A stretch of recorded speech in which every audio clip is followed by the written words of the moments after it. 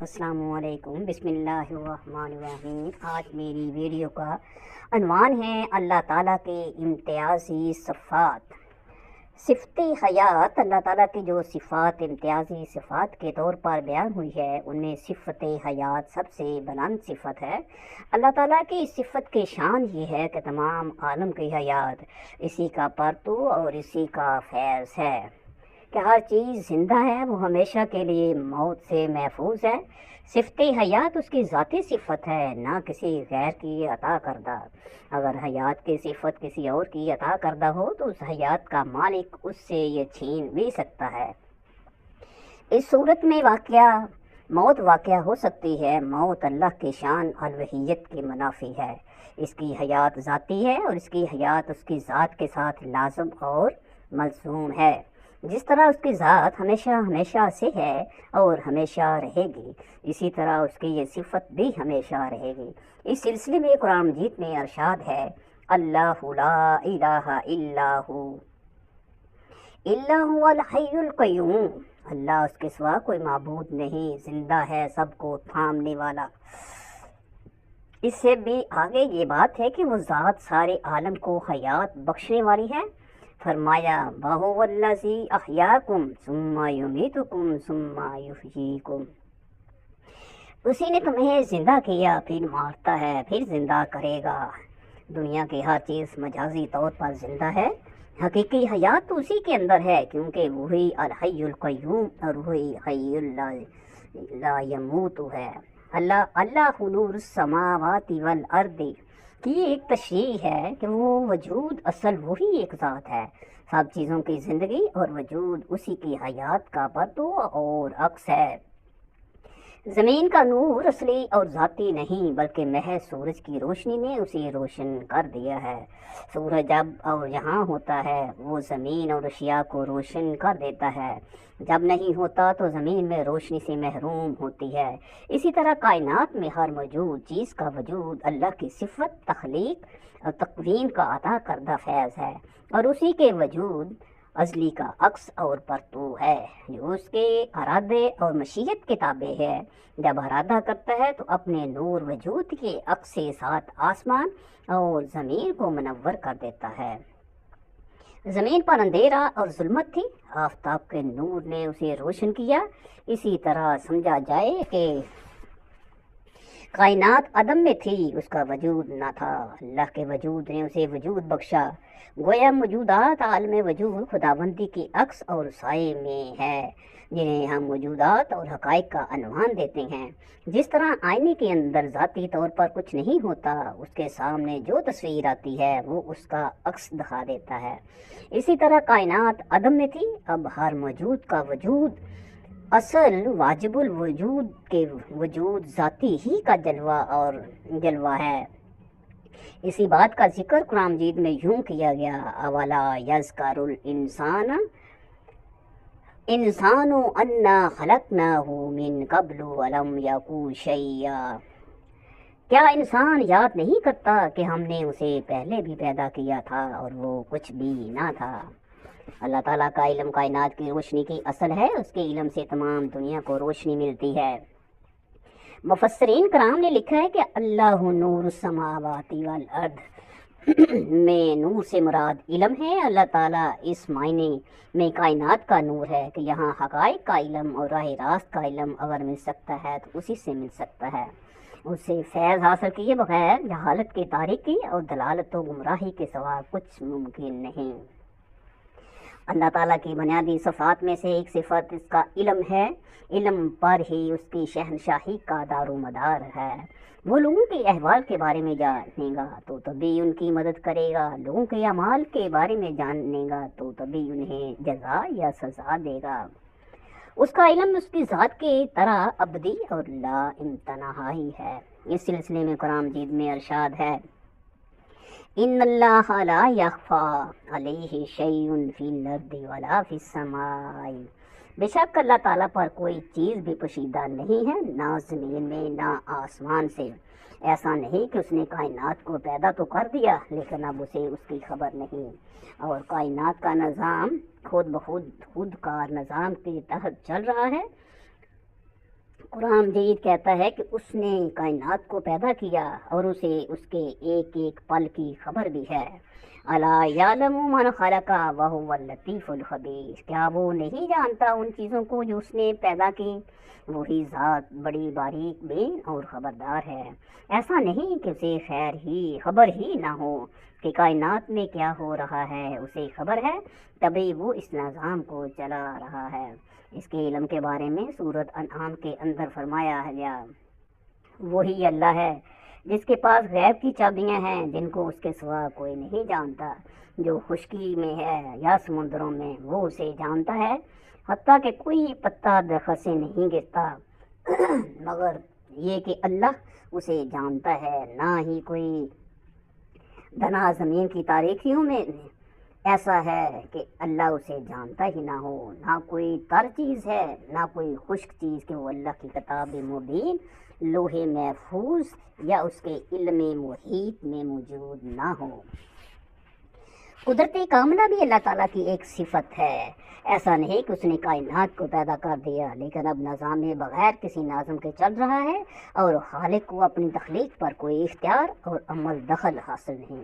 اس سلسلے میں قرآن مجید نے وضاحت کر دی، والسماوات مطویات بیمینہ، ساری زمین قیامت کے دن اس کی مٹھی میں ہوگی اور تمام آسمان اس کے دائیں ہاتھ میں لپٹے ہوئے ہوں گے۔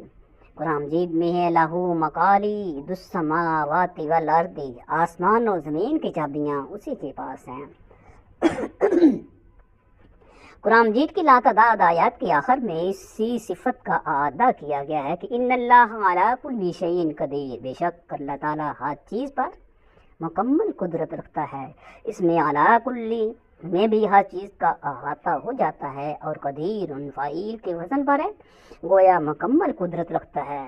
سورۃ الاحزاب میں اس بات کو بڑا زور دے کر کہا گیا، وَكَانَ أَمْرَ اللَّهِ قَدَرًا مَقْدُورًا، اللہ کا حکم تو مکمل طور پر طے شدہ ہوتا ہے۔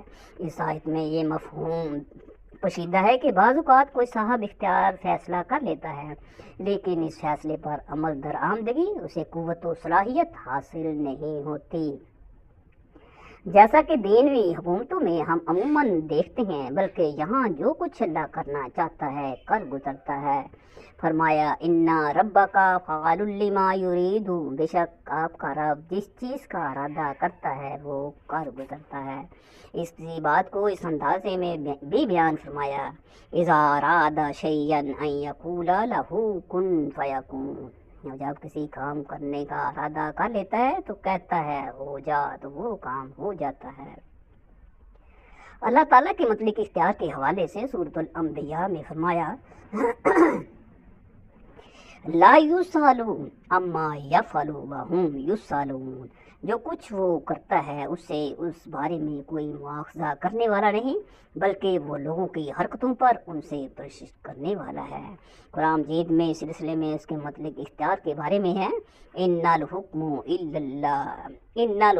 الا للہ ان الامر کلہ للہ، اللہ کے سوا کسی کا حکم نہیں چلتا، بے شک حکم مکمل طور پر اللہ ہی کا ہے۔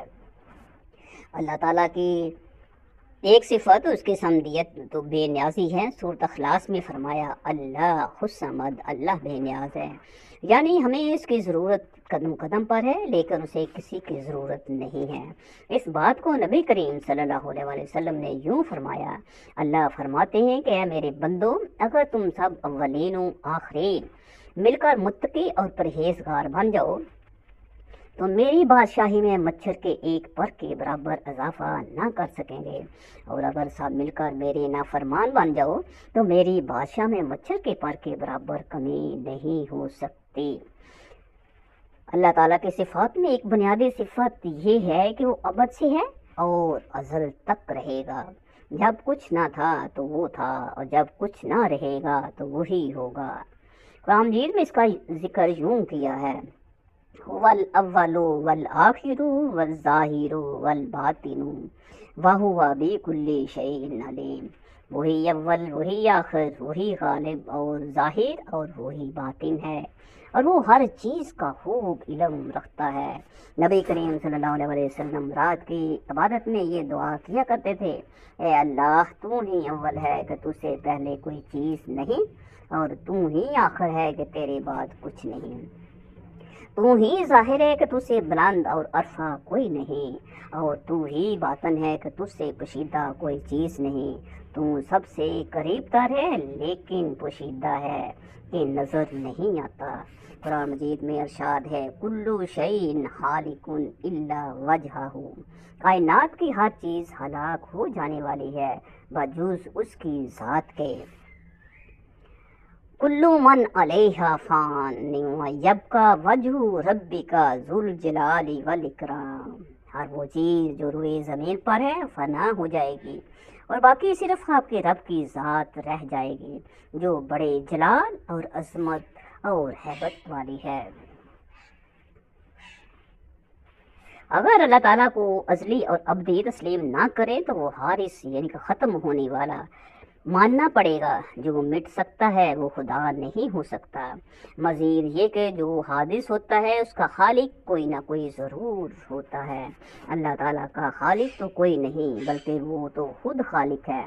وہ خود ہی کیا جو اپنے وجود کے لیے دوسروں کا محتاج ہو۔ لفظ سمد اپنی ان معروف معنی کے لحاظ سے اللہ تعالیٰ ان بہت سی صفات کا سرچشمہ ہے جو قرآن مجید کی سینکڑوں آیات میں بیان کی گئی ہے۔ یہ لفظ اللہ تعالیٰ کی ثبوتی اور سلبی صفات کا جامع لفظ ہے۔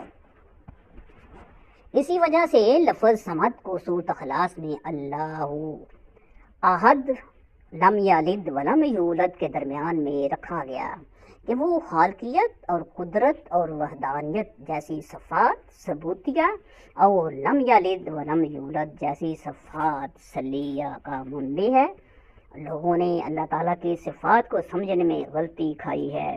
انہوں نے دینی بادشاہوں پر اللہ تعالیٰ کو قیاس کر لیا، اور جو کمزوریاں دینی بادشاہوں میں پائی جاتی ہیں کہ وہ نائبین کے محتاج ہوتے ہیں، انہوں نے اللہ تعالیٰ کو دینی بادشاہوں کی طرح گمان کرتے ہوئے سمجھ لیا کہ اس کے بھی تائبین ہیں، اس کے بھی نائب ہیں، اور ان نائبین کے ذریعے ہی اس تک رسائی ہو سکتی ہے۔ اس غلط فہمی کا ازالہ کرتے ہوئے قرآن مجید نے وضاحت کر دی، فَلَا تَضْرِبُوا لِلَّهِ الْأَمْثَالَ، اللہ تعالیٰ کے لیے دنیا والوں کی مثالیں پیش نہ کرو، اور فرمایا وَلِلَّهِ الْمَثَلُ الْأَعْلَىٰ، اللہ کے لیے تو وہ صفت ہے جو سب سے بلند ہے۔ اس جیسی دنیا میں کوئی چیز نہیں، کوئی چیز نہ ذات میں اس جیسی ہے نہ صفات میں، کیونکہ ہر چیز مخلوق ہے اور اللہ خالق ہے، اور ظاہر ہے کسی مخلوق کو اپنے خالق سے مشابہت نہیں ہو سکتی۔